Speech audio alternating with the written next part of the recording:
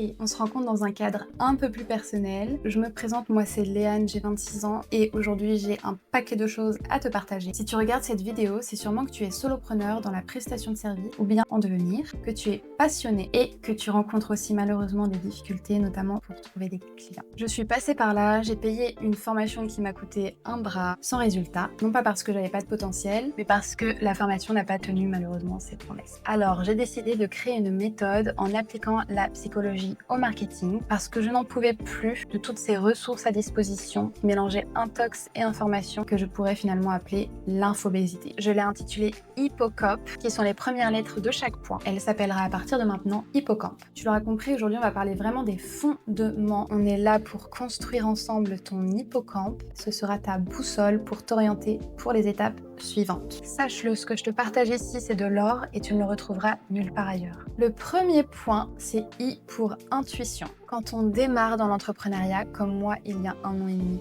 on est bombardé d'informations et on ne sait jamais où poser les pieds. Alors on va avoir tendance à faire confiance aux personnes à qui on attribue un statut d'autorité. Ça a un nom en science, c'est le fameux biais d'autorité. Tu connais sûrement cette expérience de Stanley Milgram qui a eu lieu en 1963, dans laquelle 65% des participants ont envoyé une charge électrique présupposée mortelle à un individu parce que le monsieur en blouse blanche leur avait dit de le faire. Moralité d'histoire, avant de faire confiance à un statut, fais confiance à ton intuition. Si tu as un doute, vérifie les informations par toi-même. Le second point, c'est P pour passion. C'est absolument fondamental que tu choisisses un business qui te passionne. Pourquoi ? Parce que la passion, c'est le sens, et le sens, c'est ce qui génère de l'énergie. Si tu veux tenir à long terme, malgré les difficultés, choisis quelque chose qui te génère suffisamment d'énergie pour avancer. Petite question assez efficace que tu peux te poser, c'est si tu devais choisir un seul problème à résoudre pendant les 3 prochaines années, ce serait lequel ? Troisième point, et pas des moindres, le P pour problème. Le rôle d'un entrepreneur, c'est de résoudre un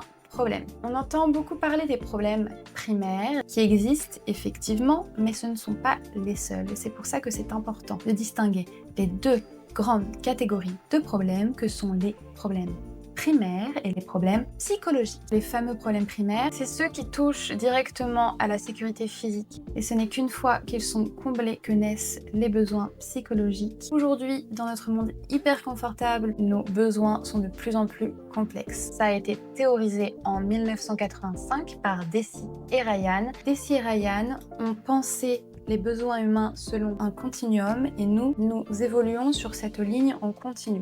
Et en fait, il y a 2 extrêmes. Il y a d'un côté la motivation externe et de l'autre côté la motivation intrinsèque. La motivation externe, c'est tout ce qui est lié à ce qui nous est extérieur, à l'environnement, au matériel. C'est relatif à l'énergie que l'on va aller chercher à l'extérieur de nous, tandis que la motivation interne, c'est l'énergie que l'on autogénère, c'est ce qu'on appelle le sens. Tout être humain devrait carburer majoritairement aux motivations internes parce que notre niveau d'énergie, d'épanouissement et de croissance est directement corrélé à la motivation interne. Les motivations externes créent de la dépendance. Donc toi, ton but en tant qu'entrepreneur, c'est pas d'alimenter des motivations externes. Il existe 3 leviers sur lesquels nous pouvons agir pour augmenter notre motivation interne, c'est-à-dire le sentiment de compétence, le sentiment d'affiliation et le sentiment d'autonomie. Le sentiment de compétence, c'est le fait de se sentir capable d'aller vers nos objectifs et de pouvoir exploiter notre potentiel. Le sentiment d'autonomie, c'est le contraire de la dépendance, c'est-à-dire l'indépendance. Et le sentiment d'affiliation, c'est le fait d'être entouré de relations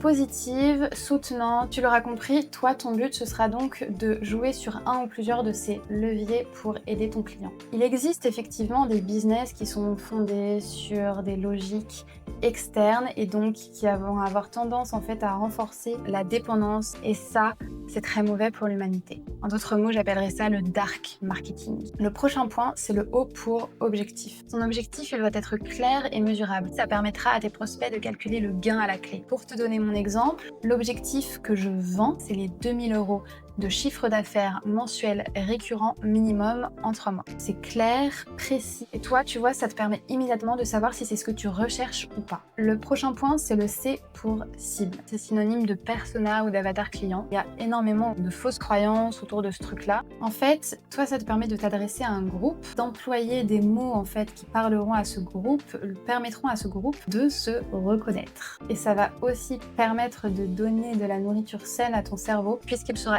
exactement à qui il s'adresse et donc sur quoi communiquer. Et donc tu ne vas pas t'éparpiller dans tous les sens. Pour définir cette cible, c'est important de faire attention à plusieurs choses. La première, c'est que ce groupe doit avoir en commun le problème que tu résous. La seconde, c'est qu'il ait les capacités financières d'investir dans ton service. La troisième, c'est que c'est important qu'il soit conscient du problème qu'il a. Plus il sera conscient et moins il mettra de temps à venir vers toi. Et la quatrième chose, c'est toi en fait avec qui est-ce que tu as envie de travailler. Parce que forcément, ça va jouer sur ton énergie et ta motivation à long terme de travailler avec des personnes qui potentiellement partagent des choses avec toi, avec qui tu aimes échanger habituellement. Par exemple, moi, je vise des personnes avec un côté artistique, avec un côté aventurier, qui aiment découvrir de nouvelles expériences parce que je suis moi-même comme ça et ça fait partie de mes centres d'intérêt. Et ça, tu vois, tu peux totalement l'inclure dans la manière dont tu vas communiquer dans ton branding. Le sixième point, c'est l'offre. L'offre, ce n'est rien d'autre que le plan d'action qui te permettra d'atteindre l'objectif que tu vends. Quand tu débutes, c'est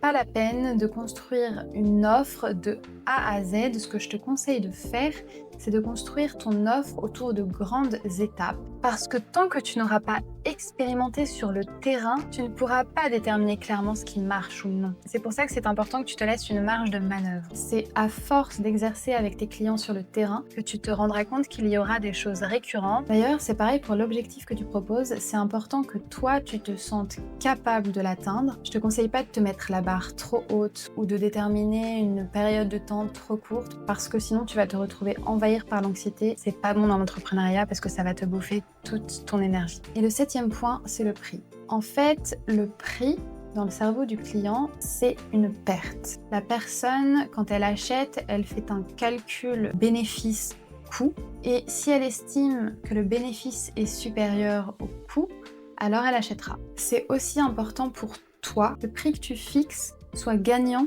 par rapport au temps que tu dépenses. Le temps, c'est ta ressource et le gain, c'est l'argent. Il y a donc un équilibre à trouver ici. Quand tu commences, ce que je te conseille de faire, c'est une première prestation gratuite ou alors c'est de fixer un tarif qui soit aligné par rapport aux résultats que tu sais que tu peux atteindre. Pour te donner une moyenne en prestation de service, un accompagnement, c'est 1 000 € par mois. Rien ne t'empêche, pour te lancer sans être envahi par l'anxiété, de diminuer de moitié cette moyenne, soit 500 €. De cette façon, ta cible, elle aura aussi moins peur de s'engager et toi, ça te permettra de te lancer avec moins de charges sur tes épaules. Voilà, tu peux maintenant construire ton hippocampe. Là, on voit vraiment la première pièce du puzzle, mais il y en a beaucoup d'autres à assembler pour construire un business. J'ai un dernier cadeau à te proposer quand tu auras terminé ton hippocampe et une fois seulement que ce sera terminé, c'est celui de t'offrir mon feedback autour d'un rendez-vous en visio pendant 45 minutes où tu vas me présenter ton hippocampe et moi, je te ferai des retours. Si ça peut t'éviter des doutes inutiles, je serai heureuse de le faire. Si tu décides de réserver ce rendez-vous, tu dois t'engager comme moi à être à l'heure et si tu ne te présentes pas, il ne sera pas reconduit. Sur ce, je te laisse à ton travail et je te souhaite bon courage.